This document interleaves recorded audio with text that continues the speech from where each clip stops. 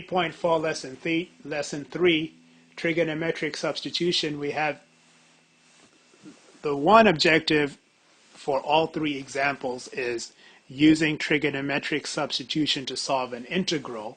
But as you will see with the second and the third examples, sometimes the integrand will be such so that you may not see at first glance that a trigonometric substitution is how you should proceed.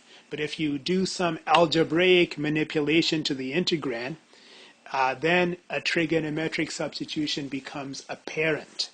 And the third example, the specific type of algebraic manipulation we will do to the integrand is called completing the square for the third example. For the second example, we do something else. So vocabulary, trigonometric substitution, and today we will also be looking at something called completing the square. So the first example is more straightforward, and the second and the third examples are related to objectives 2 and 3. We begin with number 31. And when you look at the integrand for number 31, you see a radical expression. So a trigonometric substitution is suggested. So in the denominator, we have the square root of 4x squared plus 9. So you can rewrite the radical expression in the denominator as follows. You can rewrite it as 4x squared can be rewritten as 2x, and if you square the quantity 2x, you get 4x squared, and of course 9 can be rewritten as 3 squared. And that is helpful for us because now we can see that what we have in the denominator is a radical expression that matches this particular form in our trigonometric substitution table.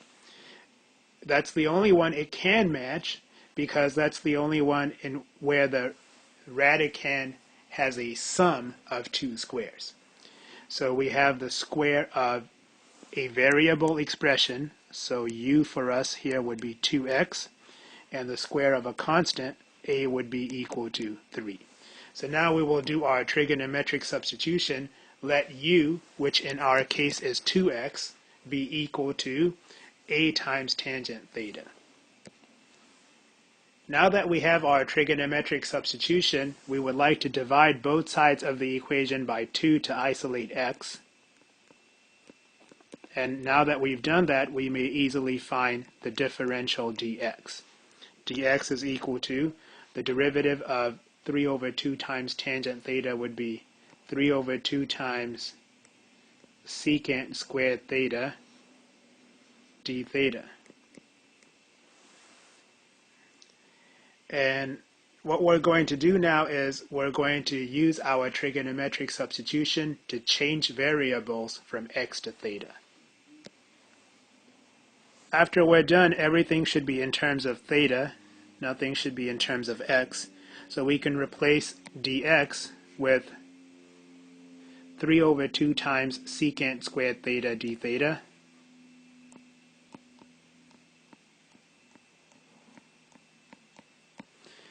And in the denominator of the integrand, we have x, which we can replace with 3 over 2 times tangent theta.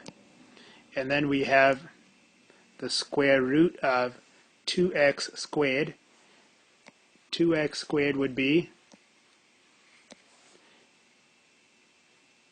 9 tangent squared theta plus 3 squared, which is, of course, 9. Now that we've changed variables, we want to work on getting rid of the radical expression. And we can do that by using a Pythagorean identity.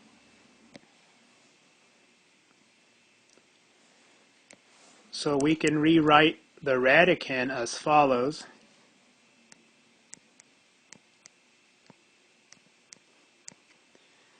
The two terms in the radicand have a common factor of 9. And when I factor that out, this is what I have.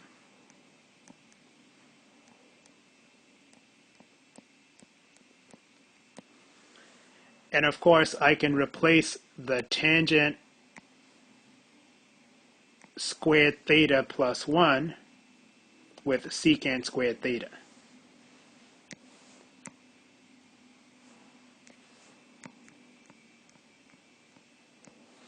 And I have the square root of a product, which I can write as the product of square roots. And I know the square root of 9 is 3, and the square root of secant squared theta will be secant theta. So this becomes secant theta. And the square root of 9 is, of course, 3. And there is some simplification we can do right now. We can cancel this common factor of 3 over 2 that's in the denominator with the 3 over 2 there.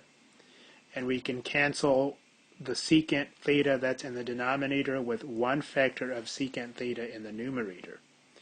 So now that leaves us with 1/3 times the definite integral of secant theta over tangent theta d theta.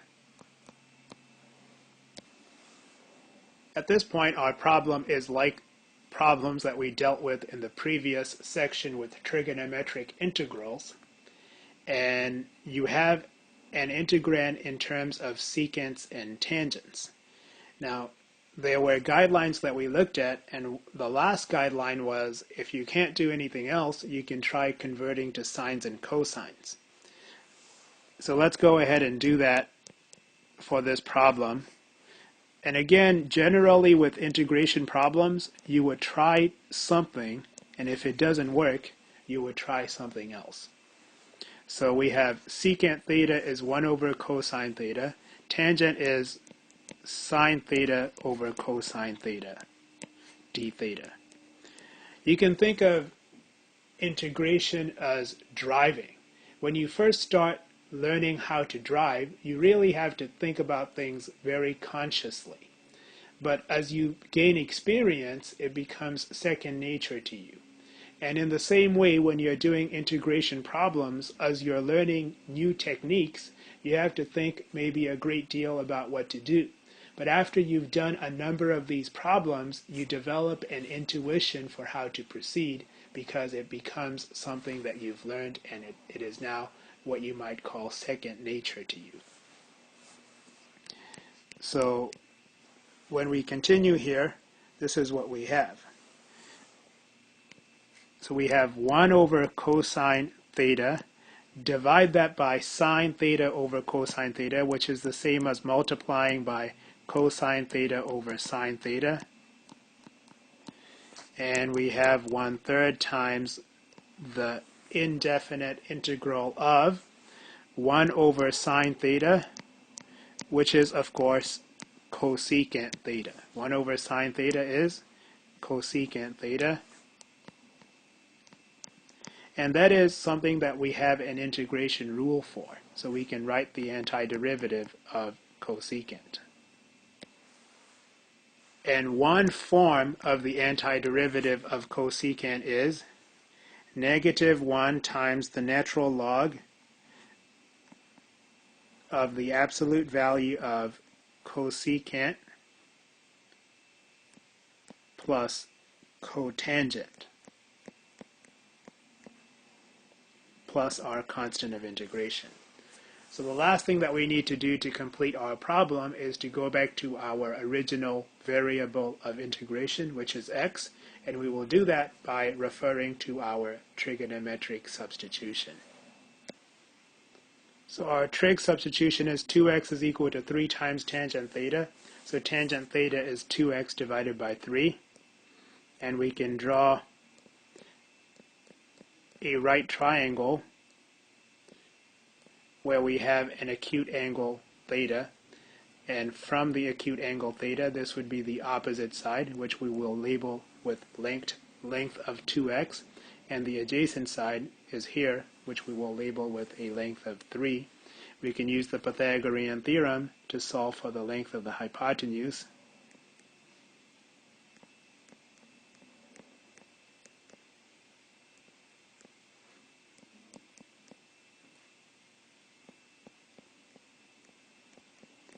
and c is equal to the square root of 4x squared plus 9. So with that, we have enough to be able to go back to the original variable of integration by using the lengths of the three sides of our right triangle that we sketched based on our trig substitution. So now we will have negative 1/3 times the natural log of the absolute value of cosecant of theta. Cosecant is the reciprocal of sine, so it is hypotenuse over opposite. So here's our angle theta. So cosecant of theta would be hypotenuse over opposite, 2x. And then we have plus cotangent of theta. Cotangent is the reciprocal of tangent, so it would be adjacent over opposite.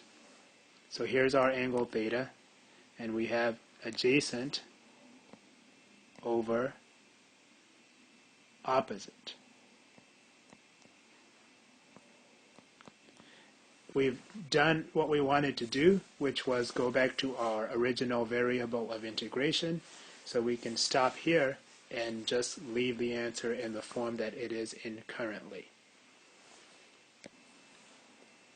With our previous example, the integrand had a radical expression that pretty much matched one of the three forms from our trigonometric substitution table. So it was something that we would have thought of right away as far as what we needed to do to proceed with the problem. But if you look at this example, number 39, you do not see a radical expression in the integrand. So you would not think to do trigonometric substitution.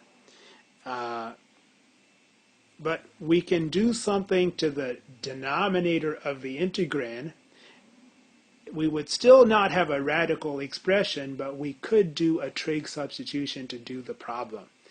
So this is a different type of problem where doing a trig substitution may not be the most obvious idea that you have when you look at it, but it turns out that it works out, even though we do not have a radical expression as we see the integrand now, and we will still not have a radical expression after we do an algebraic manipulation that I will show you, but at least the denominator will then be, after the manipulation, be in a form that would be like the radicand in one of the three forms from our trig substitution table. So what we will see as we proceed with this problem is that I may rewrite the denominator by factoring, and when I do that, I will see something that resembles the radicand in this form for rule number 2 of trigonometric substitution, and then I will go ahead and use this trig substitution. I will have something that matches the form of the radicand without having the radical expression. Instead, it will be raised to the second power. Instead of having square root, you will have something that's raised to the second power, but we can still apply it, and it does work out, as you will see when we proceed with the example. So you might characterize this problem as being solved using a clever application of trigonometric substitution. And we are, of course, looking at algebraically manipulating the integrand so that we can apply our trig substitution. The algebraic manipulation that we will do in this particular problem is we will factor the denominator. And it can be factored as follows. You can have x squared plus 2, and you can square that quantity. So if you square that, then you will have x squared times x squared, which is x to the 4th. You will have x squared times 2, and 2 times x squared, which will give you, when you add the like terms, 4x squared, and 2 times 2 will give you 4. So we do, in fact, have the same denominator as we had before, but now it is written in this form. And you can see that although we don't have the square root, we do have this particular quantity, and it is squared. And this quantity looks like a squared plus u squared. So you can write that as, if you want to write the 2 first, you can, and you can write 2 as square root of 2 squared. Square root of 2 squared is 2. And then you have plus x squared, and then you're going to have that quantity squared dx. So now the quantity that is being squared does resemble the radicand from form number 2 of our trig substitution. So we have the square of a constant plus the square of a variable expression. So we can do our trig substitution using that. So we will let u, which in our case is x,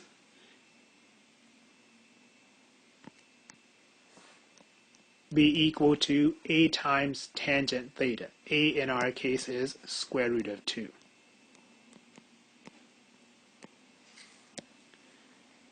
We will now find the differential of x.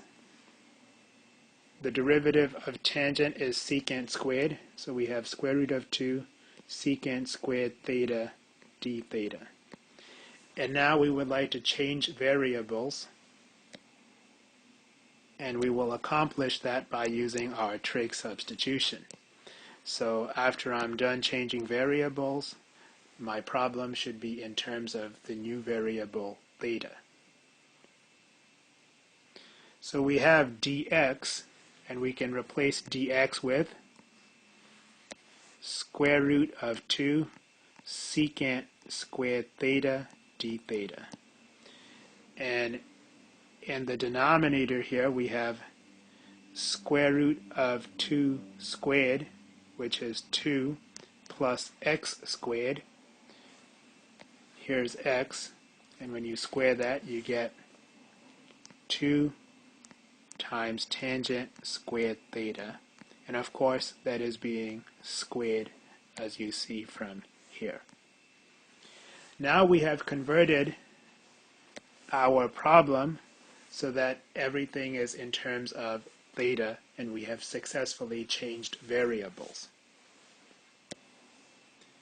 Now we're going to rewrite what we have here, 2 plus 2 times tangent squared theta, using our Pythagorean identity.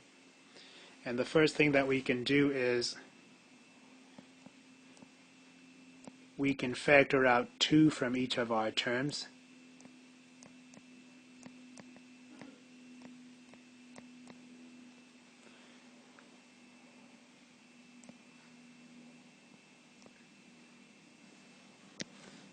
And we'll have that.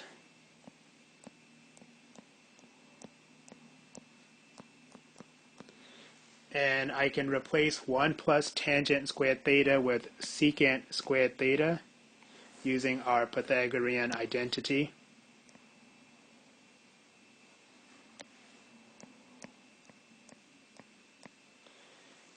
And now we can proceed to the next steps.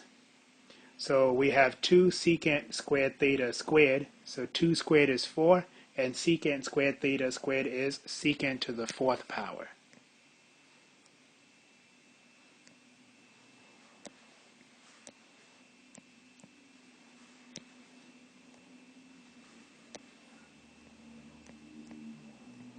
And the next step that I can take is to cancel the common factors of secant squared that I have in the numerator and the denominator.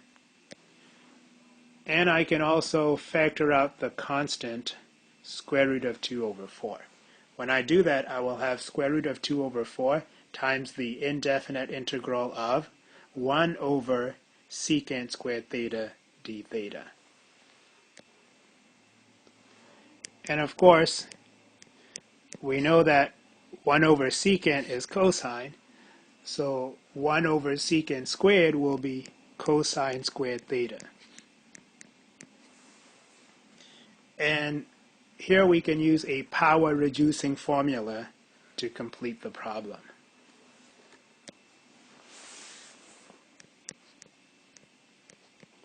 we may write cosine squared theta as 1 plus cosine of 2 theta over 2. And of course, you can factor out the 1/2, and when you do that, 4 times 2 will give you 8. And we can now integrate term by term. So the antiderivative of 1 with respect to theta would be theta. And the antiderivative of cosine 2 theta with respect to theta would be sine of 2 theta over 2, or times 1/2. And we have that 1/2 to compensate for the 2 in the argument, so that when we differentiate, we would not get 2 times cosine of 2 theta, but 1 times cosine of 2 theta.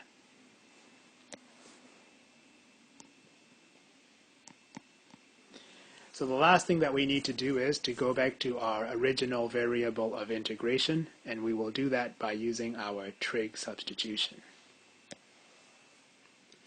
So using our trig substitution, we can write tangent of theta is equal to x divided by the square root of 2, and we can draw our right triangle. Here's our acute angle theta, and we know that tangent is the ratio of the length of the opposite side to the length of the adjacent side. Using the Pythagorean theorem, we may solve for the length of the hypotenuse, and we find that to be the square root of x squared plus 2. However, to use this right triangle to go back to x, we need to have a trig function evaluated at the angle theta. Here we have sine of 2 theta. So it is necessary for us to use a double angle formula to write sine of 2 theta differently. So here is our double angle formula. So we may replace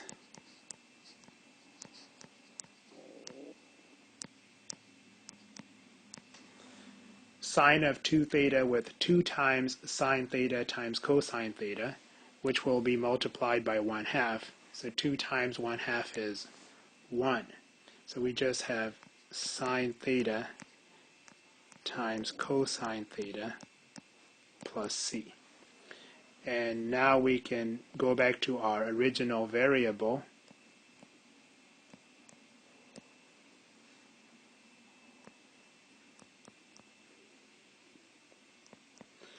So how do we go back to x from theta? The most direct way to do that is to just look at what we have here and take the arctangent of both sides of this equation. So when you do that on the left side, you get theta, and theta would be equal to the arctangent of x over square root of 2.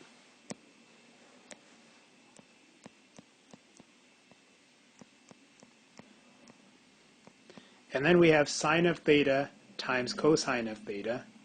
Sine of theta, you can get that from this right triangle. Sine is opposite over hypotenuse. So sine of theta would be x over the square root of x squared plus 2.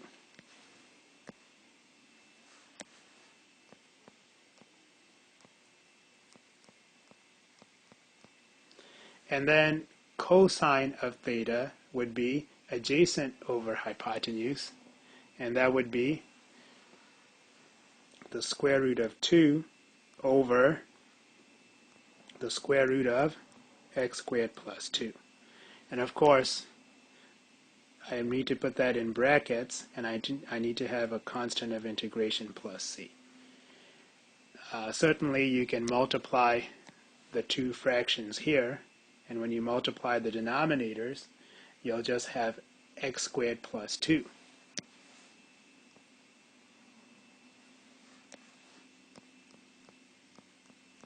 And when you multiply the numerators, you'll have x times the square root of 2.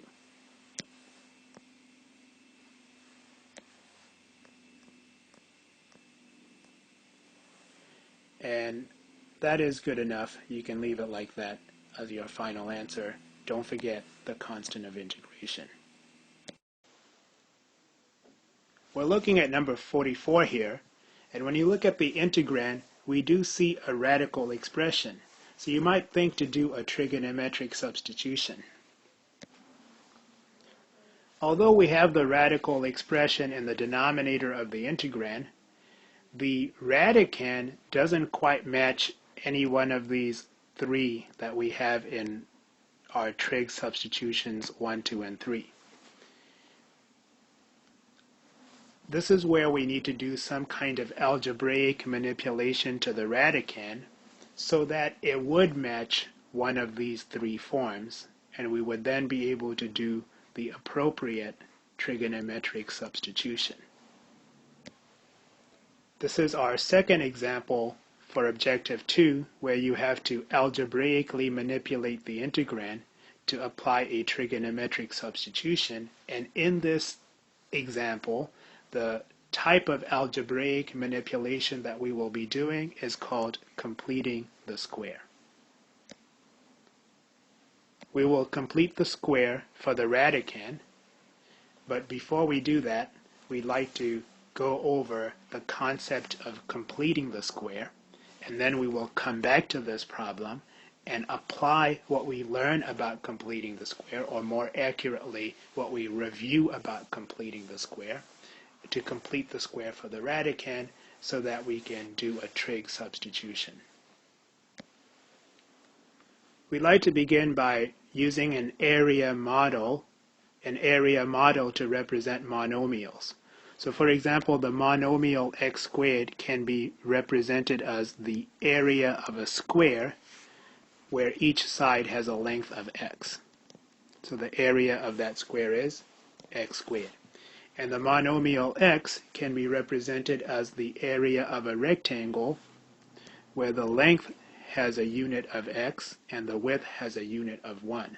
So length times width will give you an area of x. And the monomial 1 can be represented as the area of a square where each side has a length of 1 unit. So our first example, we have the trinomial x squared plus 4x plus 1. And if we look at each of the terms of our trinomial in terms of our area model, using our algebra tiles, we may do the following. We may represent the first monomial x squared with our large square. The second monomial is 4x, which we may represent with 4 rectangles, and I will draw 2 of them in this orientation and 2 of them in this orientation. And we may represent our third monomial 1 with a small square, which I will draw here. So you can see that I almost have a square, but I'm missing something from the bottom right corner. And if I were to fill that in, I would be completing my square. So if you look at the length of the completed square, it will be x plus 2.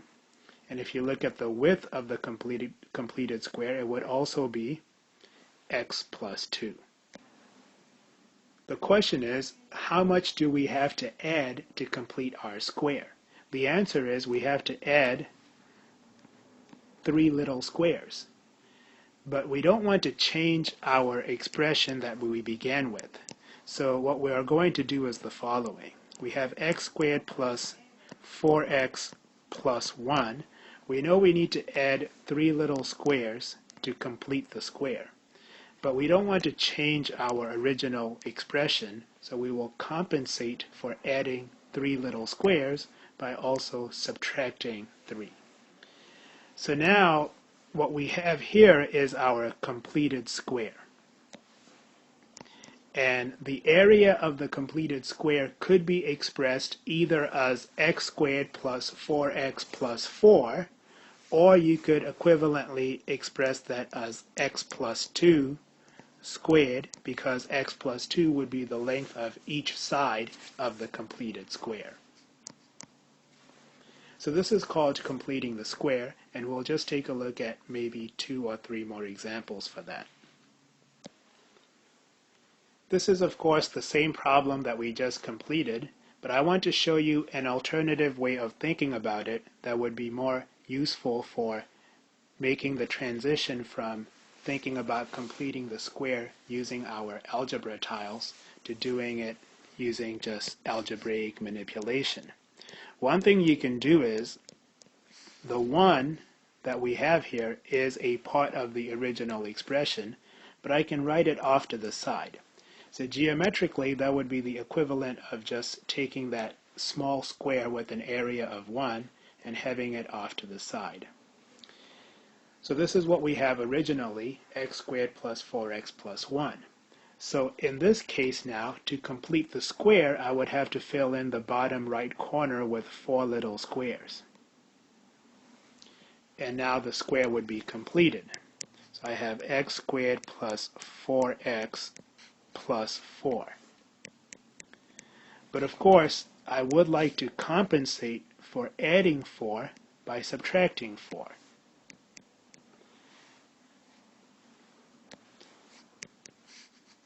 So this is now my completed square, which has an area of x plus 2 squared. And I will take the 1 that I had from my original expression and subtract 4 from it to get minus 3. This is the same thing that we had done earlier, but doing it this way will allow you to see how we deal with completing the square algebraically. In our second example, we begin with the trinomial x squared plus 6x plus 5. And we will go ahead and write the plus 5 off to the side. Using our algebra tiles, we will have x squared plus 6x plus 5. This is our area model representing our quadratic trinomial. And you'll notice that I moved the plus 5 off to the side, because now what we see is that we're missing this corner, and if we fill that in, we will be able to complete our square. And to complete our square, we have to fill that corner in with 9 little squares. So we will now have x squared plus 6x plus 9. And then we have plus 5, but we want to compensate for adding 9 by subtracting 9 so that we don't change our original expression. The completed square will have an area of x plus 3 squared. You can write the area of the completed square as x plus 3 squared, because x plus 3 would be the length of each side of the completed square, and it would of course be equivalent to writing it as we had in the previous line, x squared plus 6x plus 9. And then we have 5 minus 9. 5 minus 9 would be negative 4. So our square has been completed. And now we want to think about how we can make the transition from drawing algebra tiles to being able to complete the square just by doing some algebra. And the key to understanding that is that when we have a problem, first of all, you need to recognize that for all of our examples that we've done, and we've done 2 examples, the coefficient of the x squared term has always been 1. So that's a requirement for the algebraic procedure that we will see, that the coefficient of the x squared term must be 1. If it isn't 1, you have to do some algebra to make it 1. And if the coefficient of the x squared term is 1, then here's the procedure that you will employ to complete the square. You will notice that when you write the constant term off to the side, you can represent x squared plus 6x with our area model as you see here. And when the rectangles are oriented as we had done in our area model, it leaves a corner of the square left to be completed. And there is something significant about that missing corner. The missing corner is itself a square. The missing corner is itself a square. And the length of each side of the missing corner is 3, which is half of 6. And the reason why we have that is because we place the 6 rectangles, 3 in one orientation and 3 in a horizontal orientation. And in fact, for that reason, you know in fact that if you were to not draw the algebra tiles and just do it algebraically for completing the square, you would do it as follows. You have x squared plus 6x plus 5. Your first step would be to write the plus 5 off to the side. And your next step would be, and again this only works if you have a coefficient of 1 for the x squared term, but your next step would be to take half of 6, which would be 3, and then 3 squared is 9. So you need to add 9 to complete the square. But you need to compensate for adding 9 by subtracting 9. And when you do that, you will have the completed square with area of x plus 3, and again the 3 is half of the 6, so x plus 3 squared, and 5 minus 9 is negative 4. So that's how you can complete the square algebraically. Let's go back to our first problem and do it algebraically. So to complete the square here algebraically, you're going to do the following. You're going to do x squared plus 4x, and you will write the constant 1 off to the side. You're going to take half of this coefficient, which would be 2, and you're going to square 2. And 2 squared will give you 4. So you will add 4, and you will compensate for adding 4 by subtracting 4. And what you have here is the completed square, whose area can also be represented as x plus 2 squared, and then 1 minus 4 is negative 3. And again, the one requirement to apply this procedure is that the coefficient of x squared must be 1. Here we have an example where the coefficient of x squared is not 1, it is 2. So how will we complete the square in that case? The first thing that we will do is the same as what we had done for our prior examples. We will write the plus 3 off to the side. The next thing is we will go ahead and factor out 2 from each of the 2 terms that remain. So we have 2 times x squared plus 4x. And within the brackets, I now have 1x squared, so I can apply what we had done before, and take half of 4, which would be 2, and 2 squared is 4.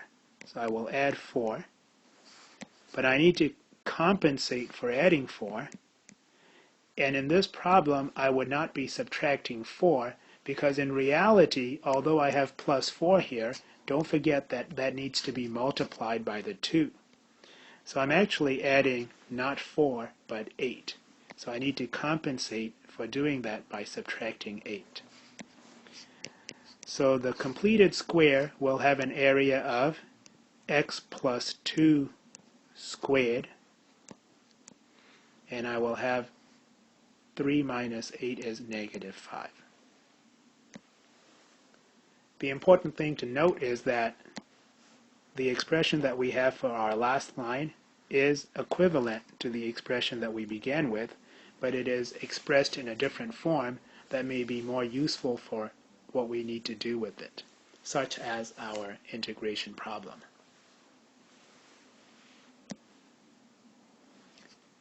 In this problem, we may also begin by writing the plus 1 off to the side. We can factor out negative 4 from each of the two remaining terms.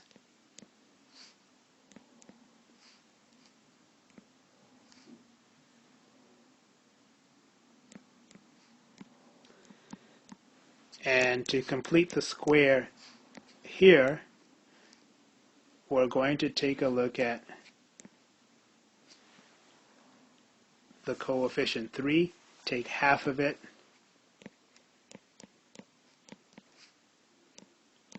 and I'll have plus 3 over 2 squared, which would be 9 over 4. And then I will compensate by subtracting 9 over 4. And here I have my completed square, whose area can also be expressed as x plus 3 over 2 squared. And then here I have 1 minus 9 over 4, or 4 over 4 minus 9 over 4. 4 minus 9 would be negative 13 over 4. The other point that I wanted to make is, suppose I had a positive 12 here. Then when I factor out negative 4, I will have a negative 3x. And if that's the case, how would we do that? So we will make this number 5, where we change the problem as follows. Make that a positive 12 to begin with. When we factor out a negative 4, this will now become a minus 3x. So what you're going to do is you're going to take half of negative 3, which would be negative 3 over 2, and square it. You would still get 9 over 4, which you add here, and which you subtract here. But half of negative 3 is negative 3 over 2. So when you want to write the area for the completed square, instead of having x plus 3 over 2, you'll have x minus 3 over 2. And everything else would be the same.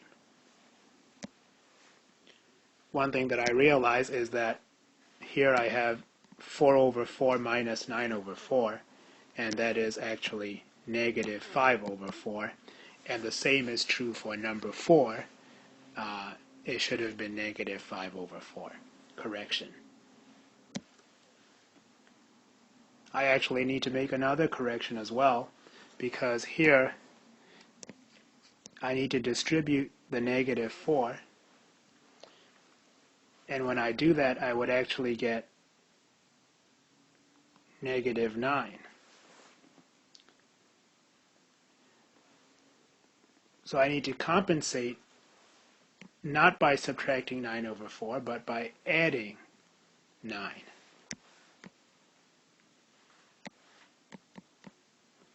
Now that I've added 9, what I should have here is just 10. And that would be correct. And I had also made a mistake for number 4 earlier. It was a double mistake, so we have a double correction. So let's correct number 4. This is where I went wrong. Looking at this, I thought I should subtract 9 over 4, but of course I forgot about the negative 4 that I had factored out.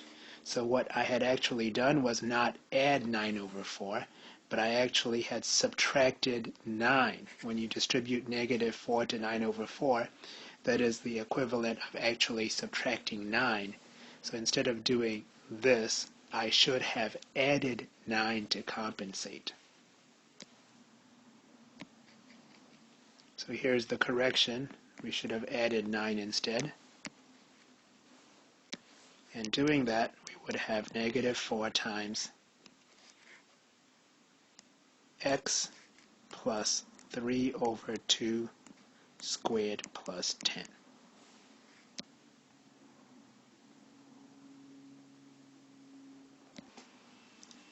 Now that we've reviewed completing the square, we're ready to go back to our problem number 44.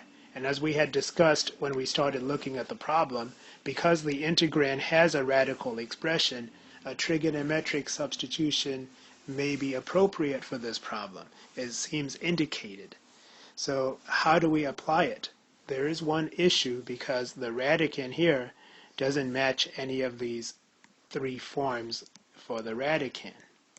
So what we can do is, because if you look at these 3 forms, either you have a difference or a sum of 2 squares. So we'd like to complete the square for the radicand and see if we can make it fit one of these 3 forms so we can proceed with a trigonometric substitution. So now we'll look at the radicand, which is 2x minus x squared. We can write that as negative x squared plus 2x. And as we had learned about completing the square, we do need to have a coefficient of a 1 for the x squared term. So we need to begin by factoring out negative 1, and when we do that, we'll have x squared minus 2x. So now we will complete the square by taking half of negative 2, which is negative 1, and negative 1 squared is positive 1.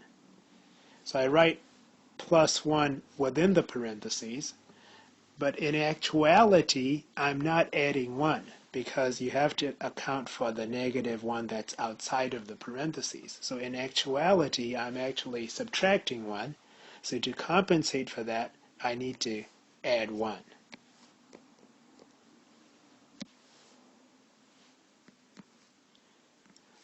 So this is my completed square, and it can be factored as x. Half of negative 2 is negative 1, so I have x minus 1 squared, and then I have the plus 1. And you can write that as 1 squared minus, the 1 squared is for the 1 that I have here circled in green, 1 squared minus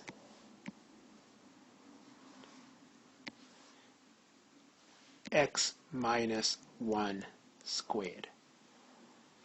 So now we can rewrite our radicand just as I wrote here, and I will have x squared over the square root of 1 squared minus x minus 1 squared.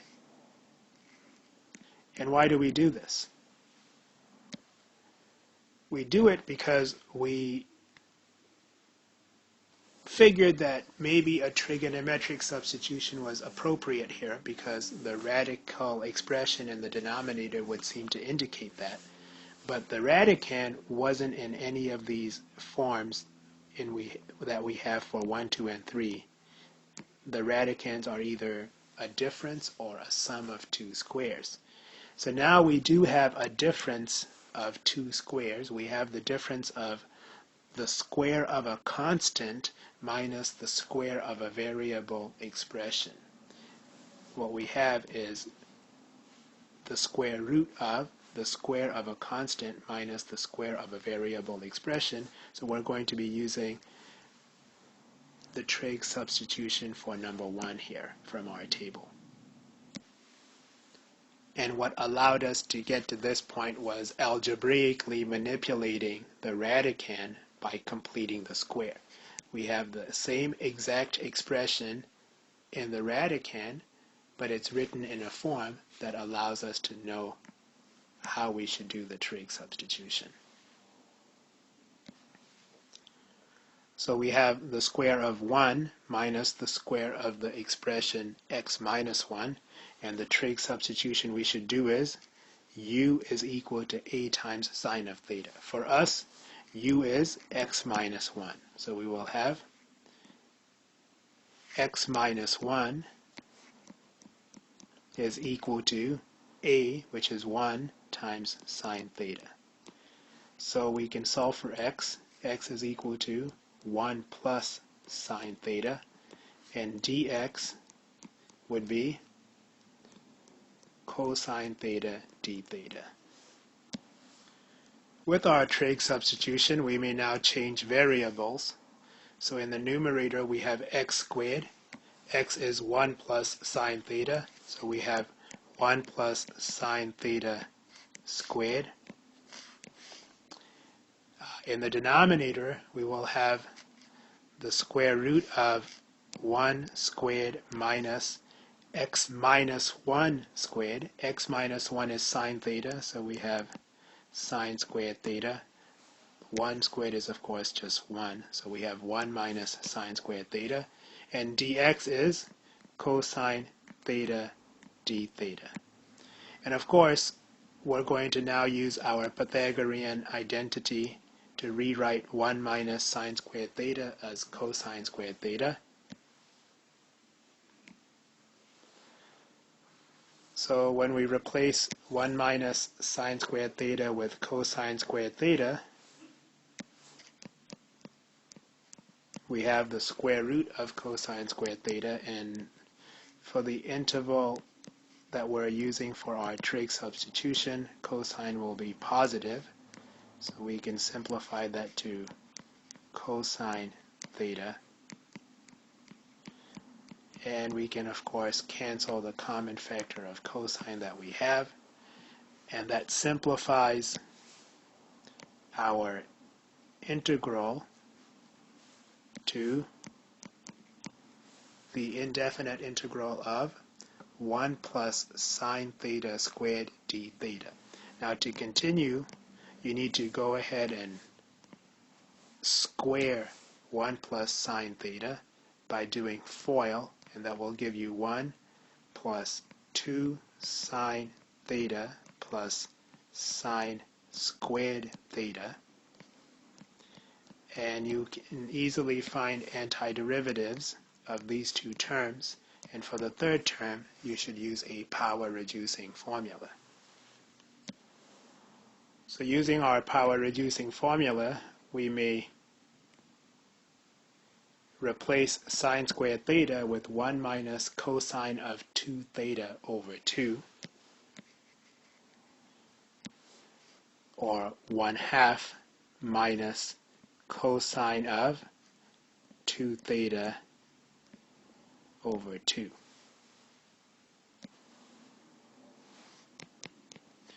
You can add these two like terms. 1 plus 1/2 is 3/2 plus 2 sine theta minus 1/2 cosine of 2 theta. And now we can integrate term by term. When we integrate term by term, we have 3 over 2 theta minus 2 cosine theta minus, we will have sine theta, sine of 2 theta, because the derivative of sine will give us cosine of 2 theta. However, when you take the derivative here, you will use the chain rule, and you will have a factor of 2, which you would not like to have. So you need to compensate by dividing by 1/2. Or I'm sorry, by multiplying by 1/2. But of course you already had the 1/2 to begin with, so now you have an extra factor of 1/2. So 1/2 times 1/2 is 1/4, and that is our antiderivative. If you now find the derivative of 1/4 sine of 2 theta, you will get 1/2 cosine of 2 theta. Now that we have our antiderivative in terms of theta, we'd like to go back to our antiderivative in terms of x. And to do that, we will go back to our trig substitution and draw a right triangle. So our trig substitution is x minus 1 is equal to sine theta, so sine theta is x minus 1 over 1. And of course, sine is opposite over hypotenuse, so here's our acute angle, and we will have The length of the opposite side will be x minus 1. The length of the hypotenuse will be 1. And we need to find the length of the other leg, which we can do so by using the Pythagorean theorem. So we have a squared plus x minus 1 squared is equal to 1 squared, which is 1. So a squared is equal to 1 minus x minus 1 squared. A is equal to the square root of 1 minus x minus 1 squared.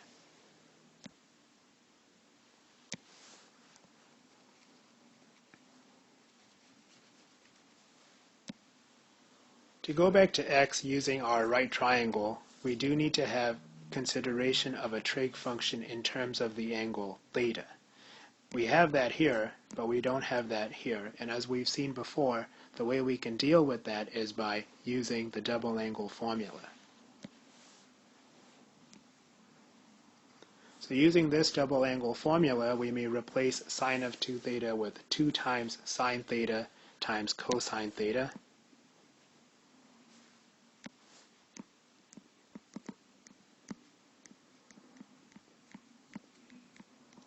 And of course, 2 times 1/4 is 1/2.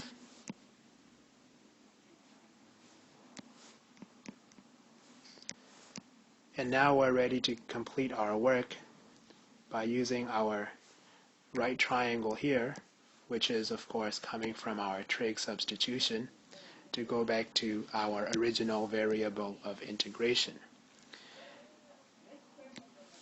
We will use the right triangle for cosine theta and sine theta. And for theta, what we need to do is look at what we have here. This is the most direct way to go from theta to x.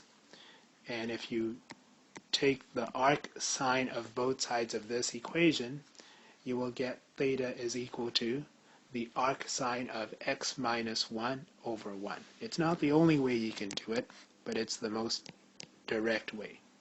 So you will have arc sine of x minus 1 over 1 minus 2 times cosine theta. And again, we're looking at our right triangle and using right triangle trigonometry. So cosine is adjacent over hypotenuse, so 2 times cosine theta would be 2 times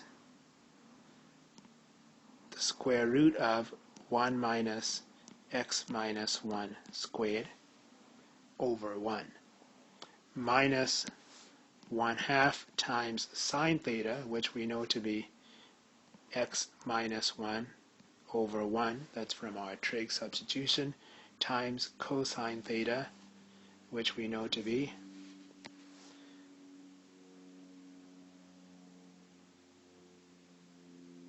the square root of 1 minus x minus 1 squared. And then, of course, we have our constant of integration plus c. What we have now is acceptable as an answer. If you would like to combine two fractions using a common denominator, you could do that as well. The denominator of the second fraction here would be 2 because of that factor of 1/2. And if you wanted to combine these two fractions, you could multiply this one here by 2 over 2.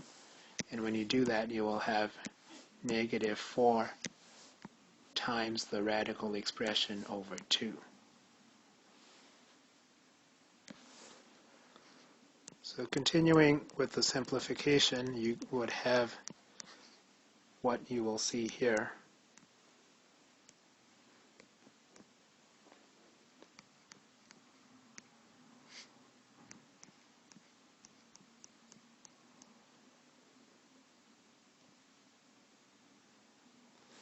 You could distribute this x and this negative 1 to the radical expression.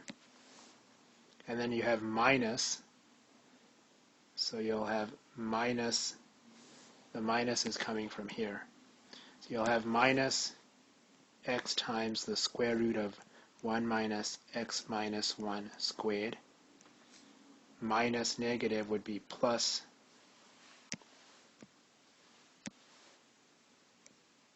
the square root of 1 minus x minus 1 squared plus the constant of integration c. In the numerator, you'll notice 3 terms.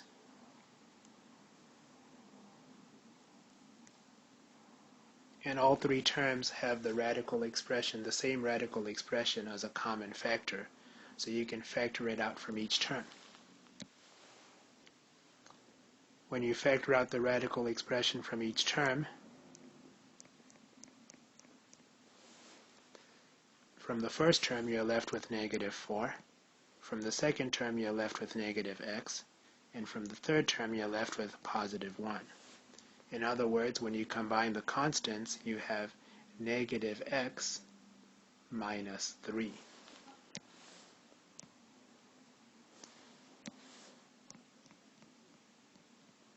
You can factor out a negative 1 from negative x minus 3, and you'll have plus negative 1, or minus x plus 3.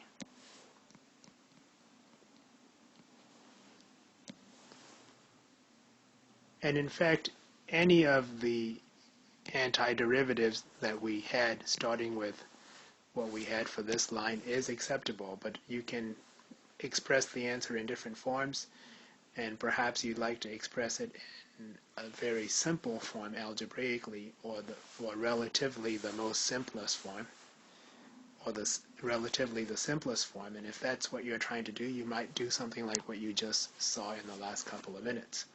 And the last thing that you could do is to recognize that we obtain the radicand 1 minus x minus 1 squared by completing the square for the radicand from our original problem, which was in the denominator 2x minus x squared. So you could replace the radicand here with its algebraic equivalent,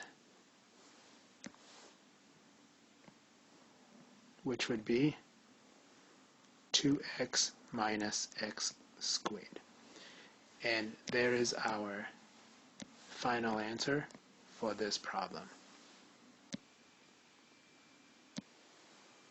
So in this lesson, our first objective was to, well, this is the objective for all problems and all examples from our lesson, using trigonometric substitution to solve an integral. But as we saw with a couple of the examples, for the second example, we had to algebraically manipulate the integrand to apply a trigonometric substitution, and we had to do that for our third example as well. And the specific algebraic manipulation that we did for our third example was completing the square. So sometimes you have to look at the integrand and you have to manipulate it algebraically, and then the manipulated form of the integrand would allow you to apply a trig substitution to find the indefinite integral.